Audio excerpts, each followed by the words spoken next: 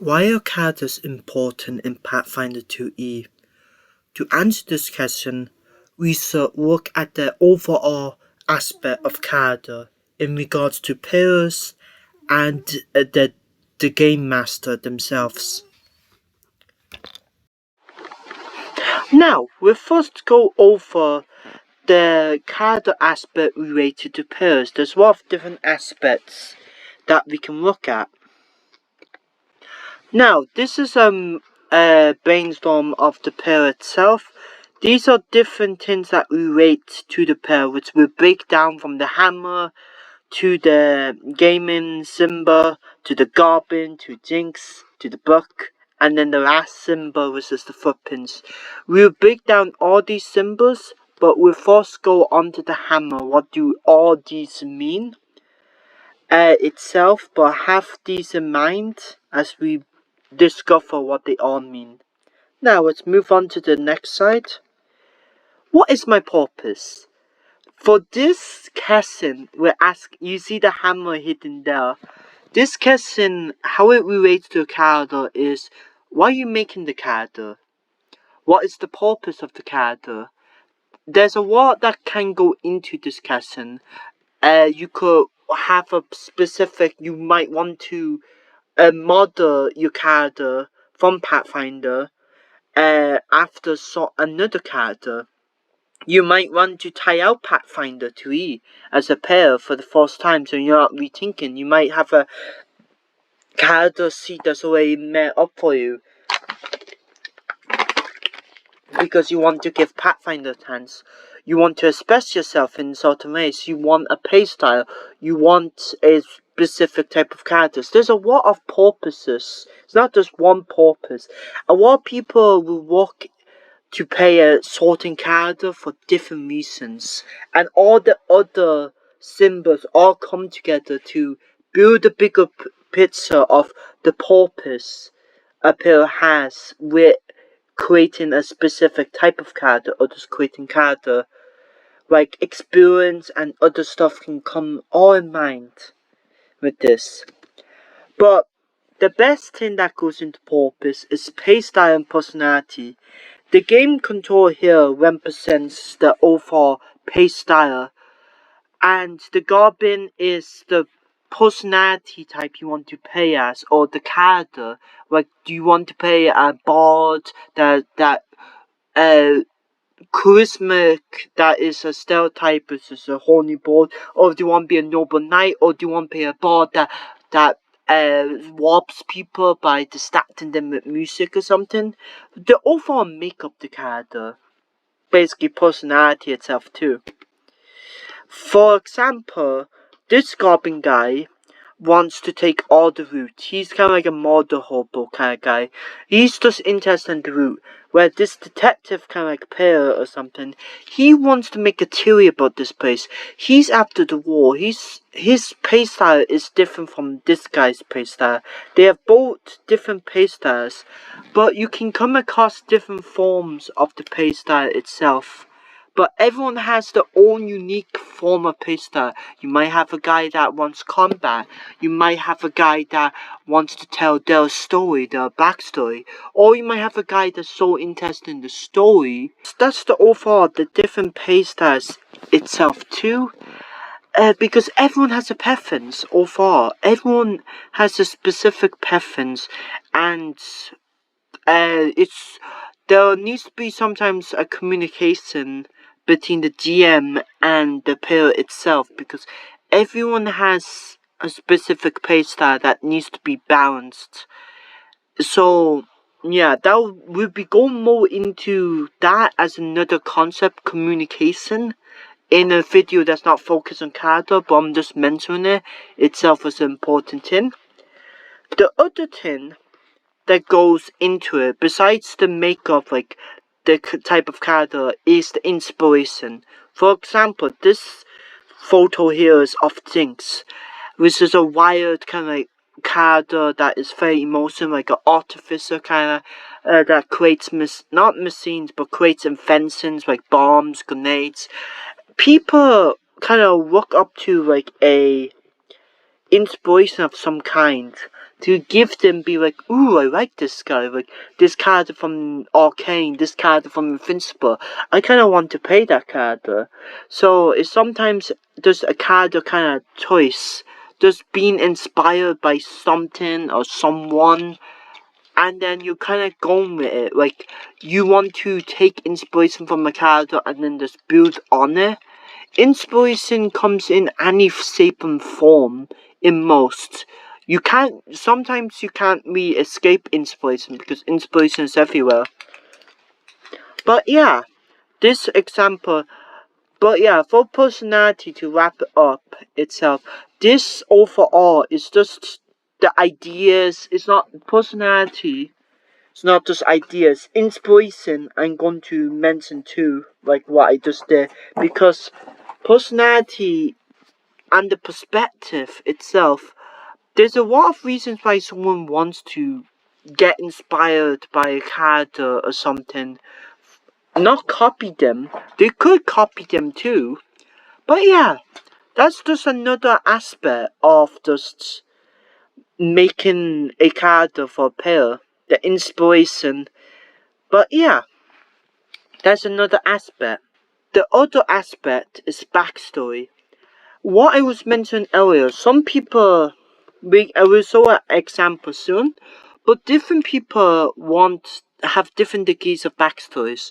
For some people, it's as simple as like they don't really have a backstory, and that's alright, because some people are not really interested in having a whole ass backstory. They just want to have fun, which goes into playstyle. Playstyle and backstory come together. But some people might write pages and pages and pages of backstory and give little hints throughout the campaign. They want their character to be experienced to backstory, or they take a lot of effort into backstory itself for a player, because they love creating stories itself. So, which is with the character itself. So in this example, we have a goblin. Let's call him Gobble. And then we have this random dude. I know. Let me move. I can't really move it, but my family died in the fire, he says, and then I'm sorry, I'm not really good with words. He's trying to comfort the goblin itself.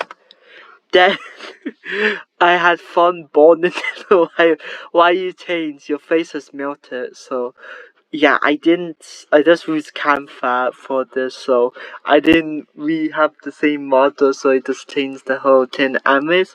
But yeah, some backstories are just very simple, some are more complex, some are in the middle. But yeah, backstories are important to some people, and for some people not at all. So yeah, it depends on the person's, as I said before, the purpose, the playstyle, the personality, mainly the purpose of the character that they're creating itself, because everything kind of goes into purpose in a way. It's not just one purpose, there's multiple purposes itself, and the purpose itself can change over time too. Which is getting into this point here. A player's purpose can change over time. Type of character can change from a two-dimensional character that you can have a player start out have no backstory, and then overall they want a backstory over time, like over sessions or something. They want a backstory to try and get a feel for your session or for your campaign. So characters change in a way. Some characters don't. That's alright too. But yeah, it's the evolution of the character themselves that contains.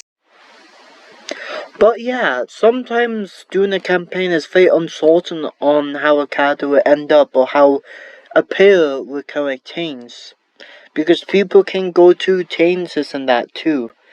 So, like doing a campaign themselves. But yeah, that's the overall thing with the footprints, represents the journey, the player's journey to the character. Not just character creation, but the journey and the journey, the things that they bump into on this in the campaign itself, that contains the perspective, contains the character themselves, or keep them the same.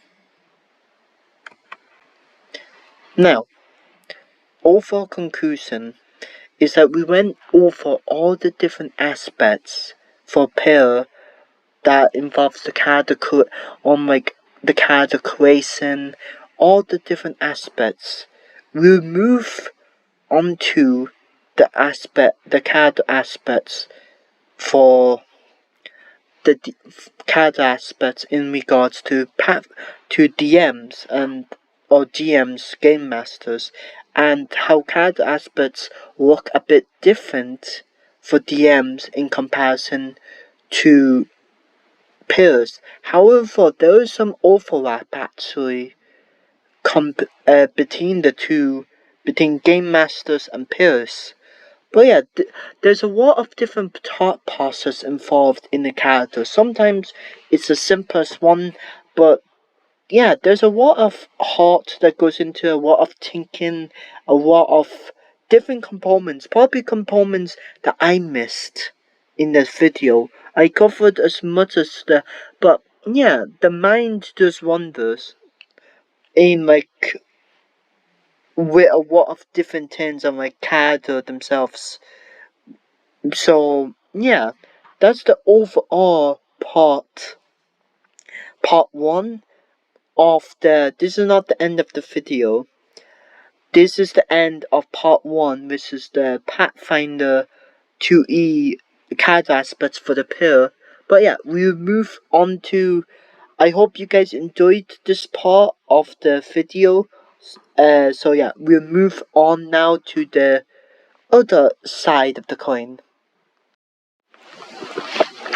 Now, for this part, we're going to be going over the DM, but instead of a PowerPoint kind of style presentation or something like that with slides, we're going to use the whiteboard for this. Now, I'm going to pose a question before we dive into the relation of character. What is the role or roles that a DM or for D&D people would be DM, for Pathfinder 2 you would be game masters? What are the roles exactly? You would probably say, we'll discuss this now anyways, you'll probably get, for example, let's say world building would be one example. Building the world itself, let's make it big. So the campaign itself, the overall world and story of the world, the overall setting, building the campaign itself. The world represents the campaign. The other, you could say, is communication. So you can de-escalate any angry players, or just have a better understanding from both the DM's perspective and the DM's perspective. There's a lot of roles that the DM plays. Won't be fully going into all of them, but the story, the teams, there's a lot of different things that the DM is responsible for. But for today's video, we're looking at character. And character is important to DM, just as important as the world building itself. Why, you may ask? You can't have a world without NPCs, without any form of NPC. There's different types of characters, different rankings of characters itself. You can have a simple guy like that, or you can have a character. Let me just go into uploads. You could have a... No, yeah, there's a lot. You can have a character that is a goblin chieftain. You can have a high-ranking goblin. It can vary. The types of characters a DM has to have varies from DM, but most DMs have a kind of ranking system to it. So, for example, this guy might be more on top than just a random boy character that the characters would, because this guy could be the villain of the campaign, the big bad. That's a character. So there could be a line between NPC, but yeah, there's different types of NPC themselves.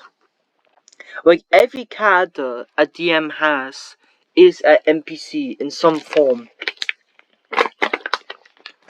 But each NPC has a specific type.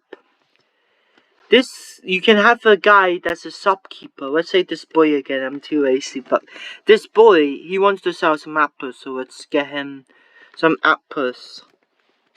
I'm doing it a bit different from the other part, just to make it a bit different. So let's say he wanted to eat some he wants to sell some juicy ass apples. And then other stuff too. His importance in the campaign is to be the shop guy. His purpose contains, if the DM wants to, or if the characters want to, he could just get adopted by the party and just become part of the party itself. So then his role have to change itself. This goblin, his purpose could be just a character for combat, or being the big bad. So like this guy you could say he's a monster too. There's a difference between monster and character can have an interesting relation too. Because on one hand, he can just be a basic monster. This goblin dude doesn't have to be a character. But there is some character to the goblin. But not like he's mysterious. He can just be there for combat. However, sometimes it's fun giving your combat encounters some personality to make them engaging. So like, you could make him very disrespectful, but like, in some way too, like when he attacks, to make him more hateable for the players to attack him. Or you could have so you can have that dimension. You can also have a big bad that is you can also have a big bad that on the surface he looks two-dimensional. He's a goblin, he's a guy itself. But reality is that he's so complex. He's not simple, and the story itself is a lot more complicated. His character's a lot more complicated. So there's different purposes a DM will have. A DM has to work more because characters are kind of tied to the world building itself. Like, for example, let's get art. Because they're so tied to the world building itself, like in some form or way. But yeah, overall, the world emulation, so this comes in different forms itself. With world building, it is very important, like guilds, where the characters set in, simple characters. There's a lot that can go into it itself. The naming of characters can be, for players, you just have to create one character. And maybe some characters from your backstory itself. But for the most part, you don't have to do much heavy lifting for characters. But for this, the one problem DMs might come into world building is overreaching.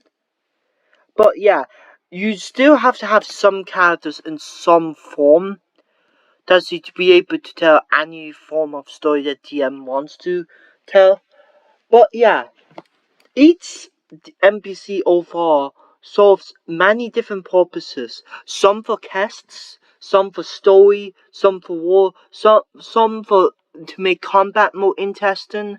Some characters that only show up once to be killed. Some to be boss battles. DMs, that's more gonna be into the combat portion.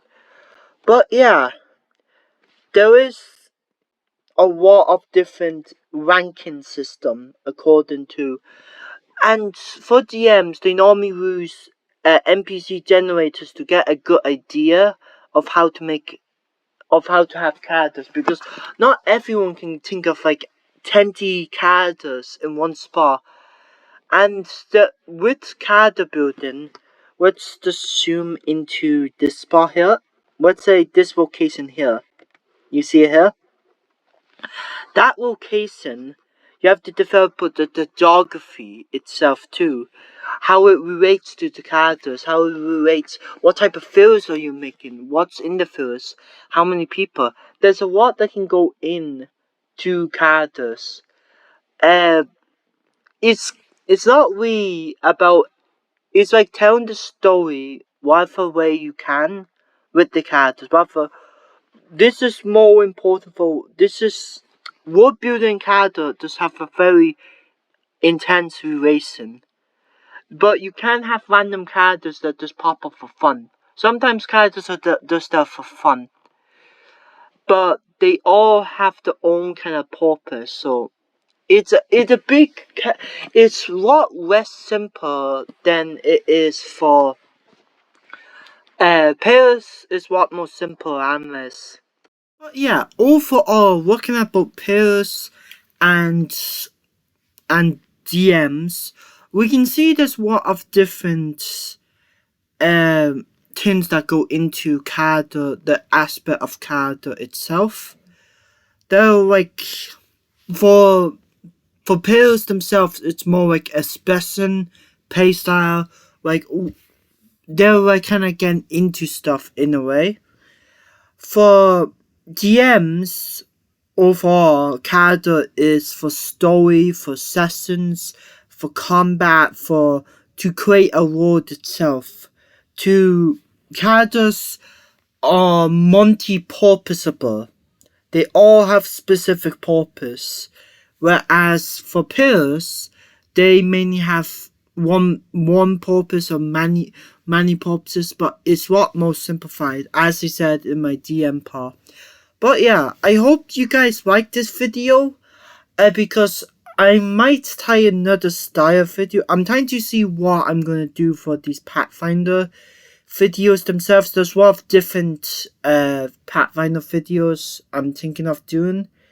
So, for example, I'm just gonna, before we finish the video, we have the Invincible series that I can come back to animes and make a video on.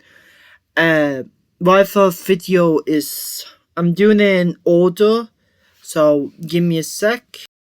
Yeah, the Invincible was meant to be the second video right after character about aspect introduction, but problems came up.